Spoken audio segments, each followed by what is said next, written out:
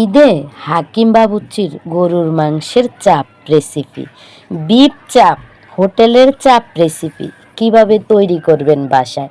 ছোট্ট ছোট্ট হেডলাইনে এবং ছোট্ট ছোট্ট স্কিপের মাধ্যমে বুঝতেই পাচ্ছেন কতটা লোভনীয় এবং কতটা দারুণ সুস্বাদু ফাটাফাটি ঈদে হাকিম বাবুর্চির গরুর মাংসের চাপ রেসিপি, বিফ চাপ রেসিপি, হোটেলের চাপ রেসিপি। সব ধরনের চাপ তৈরি করতে একটা স্টেপ বাই স্টেপ যদি আপনি ফলো করেন, তাহলে অবশ্যই আপনার আর বাসায় চাপ তৈরি করতে কোনো সমস্যা হবে না।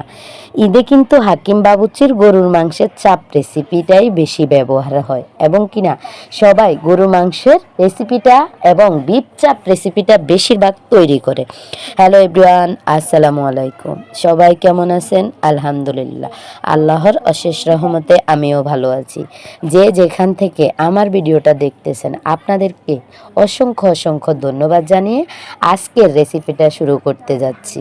ঈদে হাকিম বাবুর্চির গরুর মাংসের চাপ রেসিপি। এখন বলতে পারেন ঈদ তো কবেই শেষ? না, ঈদ কি সবসময় শেষ থাকে? যাদের মনে আনন্দ থাকে প্রত্যেকটা দিন কিন্তু ঈদের মতো করে কাটানো যায়। তাই তো আজকে আমি নিয়ে এলাম ঈদে হাকিম বাবুর্চির গরুর মাংসের চাপ রেসিপি, বিফ চাপ। তুড়ি মেরেই তৈরি করে নেব। কি কি উপকরণ নিলাম তা তো দেখতেই পারলেন। কিছুটা গরু মাংস নিলাম এবং কিনা সেগুলোকে একটা একটা করে শিল পাড়ায় ফুতায় থেতো করতেছি। আস্তে আস্তে থেতো করবেন, এমন জোরে না যেটা মাংস আলাদা হয়ে যাবে, এবং কিনা এমনভাবে আবার করবেন না যেটা আস্ত থেকে যাবে। আপনাকে বুঝে শুনে ঠিক কোয়ালিটিফুলভাবে আপনাকে বিফ চাপটা একটু একটু করে তৈরি করে নিতে হবে। এই যে দেখুন, আমি কিন্তু একটু একটু করে শিলফাড়ায় ফুতার মধ্যে আমার ঢাকায়া বিফ চাপটা আজকে তৈরি করে নিতেছি। এখন অনেকে জানতে পারবেন যে হাকিম বাবুর্চি কে? হাকিম বাবুর্চি হচ্ছে উনি একজন নাম করা বিশ্বের মধ্যেই বাবুর্চি, যার নাম কিনা ঈদে হাকিম বাবুর্চির গরুর মাংসের চাপ রেসিপিটাই বেশি ব্যবহার করা হয়। তাই আজকে আমি ওনার নামের উপরেই কিন্তু ঈদে হাকিম বাবুর্চির গরুর মাংসের চাপটাই রেসিপিটাই তৈরি করতে যাচ্ছি। ছোট্ট ছোট্ট স্কিপ দিয়ে যদি বুঝতে পারেন তাহলে তো কোনো কথাই নেই, বড় স্কিপের কোনো প্রয়োজন হয় না। অবশ্যই গোপন সিক্রেটগুলো জানতে হলে আপনাকে আমার পুরো ভিডিও জুড়ে থাকতে হবে। এখানে সব ধরনের উপকরণ নিয়ে নিয়েছি, আর নিয়েছি কি দেখুন, লেবু এবং জিরা, ধনিয়ার গুঁড়ো, রসুন, পেঁয়াজ এবং কিছুটা শস্য বেটে নিয়েছি। অন্য পাশে নিয়েছি হলুদ গুঁড়ো, জিরের গুঁড়ো, ধনিয়ার গুঁড়ো এবং কিনা চস, লেবুর রস এবং আরেক ধরনের সয়া সস নিয়ে নিয়েছি। আর এই উপকরণগুলো দিয়েই কিন্তু দারুণ মজার রেসিপিটা তৈরি করতে যাচ্ছি। আর আপনি যদি এই অজানা রেসিপিটা জানতে হয়, অবশ্যই সবসময় আমার ভিডিওটাকে আপনাকে ফলো করতে হবে। আর অবশ্যই আমার ভিডিওটা একটা শেয়ার করে দিবেন। আপনার একটা শেয়ারে অনেক আপু ভাইয়ারদের উপকারে আসতে পারে। তাই অবশ্যই আপনি একটা শেয়ার করে দেবেন, এবং আপনি যদি নতুন হয়ে থাকেন তাহলে অবশ্যই আমার চ্যানেলটাকে সাবস্ক্রাইব করবেন। আপনার একটা সাবস্ক্রাইবে কিন্তু আমাকে নিত্য নতুন ভিডিও তৈরি করতে অনেক অনুপ্রাণিত করে। এই যে দেখুন, এদিক দিয়ে লেবুগুলোর রস কিন্তু আমি এইভাবেই সবগুলো একসাথ করে নিচ্ছি। আর সবগুলো লেবুর রস দিলে গরুর মাংসের কখনো গন্ধ থাকবে না। যেহেতু গরুর মাংসটা আমি আগে থেকেই শিলফাড়াই করে নিলাম। এবং গোপন সিক্রেট হিসাবে আপনার জন্য থাকতেছে একটা ডিম। অবশ্যই একটি ডিমের খুব প্রয়োজন। ঢাকায়া বিফ চপ বানাতে গেলে অবশ্যই একটা ডিমের খুব প্রয়োজন। আর এই ডিমটাকে আমি ফাটিয়ে এভাবে একটা চামিচের সাহায্যে ভালো করে গুলে নিয়ে সেই মশলাগুলোর উপরে দিয়ে দিলাম, এবং এক একে সবগুলো মশলা কিন্তু এখন এইভাবেই ভালো করে মাখিয়ে নেব, যাতে কোনো মশলা একটার সাথে আরেকটা গোটা গোটা না হয়ে থাকে, সবগুলো ভালোভাবে মিলেমিশে একাকার হয়ে যায়। এইভাবে আঙ্গুল দিয়ে ভালো করে চেপে চেপে আপনাকে সবগুলো মশলা একসাথ করে নিতে হবে। আর একটু ভালোভাবে আপনি মশলাটা মাখাবেন যাতে একদম মিহিন হয়ে যায়। হাতের করে আপনি ভালো করেই কিন্তু সেগুলোকে মাখিয়ে নেবেন। আর এদিক দিয়ে সবগুলো গরুর মাংস কিন্তু আগে থেকে শিলফাডায় থেতো করে নেওয়া মাংসগুলোই এখন এই মশলার মধ্যেই কিন্তু দিয়ে দিব। আর এই মশলার মধ্যে দিয়ে ভালো করে মাখিয়ে ঝুঁকিয়ে নেব। কিভাবে সাধারণ জিনিস দিয়া অসাধারণ রেসিপি তৈরি করি তারই ভিডিও। ছোট হইতে বড়, বাচ্চা হইতে সবাই আপনার বিগ ফ্যান হয়ে যাবে আপনি যদি এইভাবে একবার ঢাকাইয়া বিফ চপ তৈরি করে দিতে পারেন। অবশ্যই সবাই আপনার প্রশংসায় ভাসিয়ে নেবে এবং কিনা চপগুলো বারবার আপনার কাছে খেতে চাইবে এবং বারবার তৈরি করে দেওয়ার জন্য আপনাকে খুবই বিরক্ত করবে।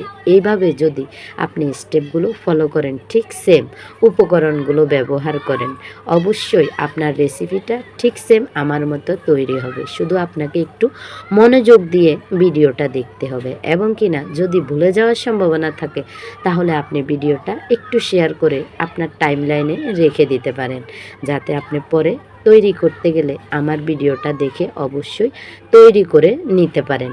এই যে দেখুন সবগুলো এইভাবেই ঠিক সেম ভালো করে মাখিয়ে ঝুঁকিয়ে এগুলোকে একদম প্রায় আধা ঘন্টা 1 ঘন্টার জন্য রেস্টে রেখে দেব। অবশ্যই একটা ঢাকনা দিয়েই সেগুলোকে কিন্তু ঢেকে রেখে দেব 1 ঘন্টার জন্য। আমি অলরেডি ঢাকনা দিয়ে দিয়েছি এবং এগুলোকে ঠিক সেম 1 ঘন্টা পরে আমি আবারও ফিরে এসে আপনাদেরকে দেখাচ্ছি যে কেমন হয়েছে, কেমন কালার আসছে। এই যে দেখুন ঢাকাইয়া চপগুলো কিন্তু অলরেডি আমার একদম মিহিন হয়ে আছে এবং কিনা সবগুলো মশলা গরুর মাংসের মধ্যে কিন্তু মিলে মিশে গেছে। এখন এগুলোকে ভালো করে আবারও মিশিয়ে নিচ্ছি, যাতে এখন এখানে আরও একটা উপকরণ অবশ্যই আপনাকে ব্যবহার করতে হবে। আর সেটা হলো কি, কিছুটা পরিমাণ বেসন। অতিরিক্ত দেওয়া যাবে না, অতিরিক্ত দিলে আবার পুড়ে যাওয়ার সম্ভাবনা আছে। যতটুক প্রয়োজন পরিমাণ মতো আপনি যতটুক মুরগির মাংস নেবেন ঠিক সেম ওই পরিমাণ অনুযায়ী আপনাকে বেসন দিতে হবে। আমি এখন বেসন দিয়ে আবারও কিন্তু ভালোভাবে মাখিয়ে নিচ্ছি। এই যে দেখুন এক এক করে সবগুলো মাংসর গায়ে এভাবে মাখাচ্ছি। কোনো পানি ইউজ করি নাই, শুধু লেবুর রস আর সবগুলো মশলা। লেবুর রস থেকে যে পানিটা বের হয়েছে এই পানি দিয়েই কিন্তু আমি বেসনগুলো এবং গরুর মাংসগুলো একসাথে ভালোভাবে হাত দিয়ে চটকিয়ে ভালো করে মেখে নিচ্ছি এবং কিনা মাংসগুলোও কিন্তু খোলে নাই। এই যে দেখুন আপনারা এক একটা মাংস কিন্তু একদম আনাম আনাম আছে। আর এই মাংসগুলো এভাবে যত মাখাবেন ততই জিনিসটা কিন্তু খুবই সুস্বাদু এবং টেস্টি হবে। এই যে দেখুন মাখিয়ে কিন্তু খুব ভালোভাবে সুন্দর করে গোল করে রেখে দিয়েছি। আর গোল করে রেখেই কিন্তু চুলায় একটা এখন ফ্রাই প্যান বসিয়ে দিয়েছি। ফ্রাই প্যানটা গরম হতে শুরু করছে, এখন তেল দিয়ে দিয়েছি। আর এই তেলগুলো যখন একটু ভালোভাবে গরম হবে তখনই কিন্তু এই গরু মাংস এবং বেসন মাখা দুটোই চপগুলো একসাথে করে এখন আমি এক একটা করে তেলের মধ্যে দিয়ে দেব। অবশ্যই তেলগুলো একটু গরম হতে হবে এবং আপনার হাতের দিকে খেয়াল রাখতে হবে। চপগুলো যেহেতু আমি থেতলো করেছি আপনার শিলফাটায় ফুতায়, এগুলো একদম সমান সমান হয়ে গেছে। দিতে একটু তেল হাতে লেগে যেতে পারে, তাই আপনি দেওয়ার সময় হাতের দিকে একটু হলেও খেয়াল করবেন যাতে আপনার হাতে তেলগুলো লেগে না যায়। আর আমার অলরেডি এক পাশ হয়ে গেছে, এখন অপোজিট পাশ দিয়ে দিচ্ছি। কালারটা কেমন হয়েছে মাশাল্লাহ, দেখেই বুঝতে পারতেছেন কতটা লোভনীয় এবং কতটা সুস্বাদু। বাচ্চারা এটা ফেলে আপনার কাছে আর অন্য কিছু বিকেলের নাস্তা চাইবে না। এই বিফ চাপ দিয়েই কিন্তু বিকেলের নাস্তাটা সেরে নিতে পারেন। আর সাথে যদি একটু সস হয় তাহলে তো কথাই নাই। ছোট হইতে বড়, কম হইতে বেশি সবাই আপনার বিগ ফ্যান হয়ে যাবে এবং কিনা বারবার আপনার কাছে এই রেসিপিটাই চাইবে যে আমাকে আবারও এই বিফ চাপগুলা তৈরি করে দাও। এই যে দেখুন অলরেডি আমি যে তাওয়ায় যেগুলো দিয়েছি সেগুলো আমার হয়ে গেছে। এখন বাকি যেগুলো আছে সেগুলোও আমি ঠিক সেম এইভাবেই কিন্তু উপকরণগুলো তৈরি করে নেব।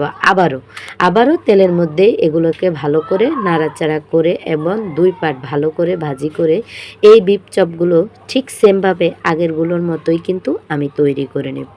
এক এক করে এভাবে সবগুলো বিফ চপ কিন্তু আমি বানিয়ে নিয়ে আপনাদেরকে পরিবেশনা করে দেখিয়ে দেব কেমন হয়েছে এবং কতটা সুন্দর হয়েছে।